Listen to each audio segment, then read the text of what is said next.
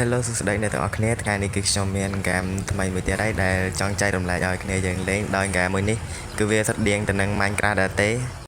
ដែលយើងអាចលេងជាមួយគ្នានឹងអាចដើរ survival រកសាងសង់ផ្ទះ PVP គ្នាបានដោយធម្មតាដោយហ្គេមមួយនេះគឺដនមិនប្រើលុយនោះទេគឺយើងដន free ដោយហើយឥឡូវនេះគឺខ្ញុំបានបង្កើត map ថ្មីមួយបើសិនជាអ្នកទាំងអស់គ្នាចង់ចូលលេងអីអាចឆាតចូលមកលេង Telegram របស់ខ្ញុំបានហើយខ្ញុំនឹងតម្លាក់ map ក៏ដូចជាលេខកូដ password ដើម្បីចូលលេងជាមួយគ្នាទាំងអស់គ្នាអញ្ចឹងអ្នកទាំងអស់គ្នាកុំភ្លេចចូលរួមលេងទាំងអស់គ្នាផង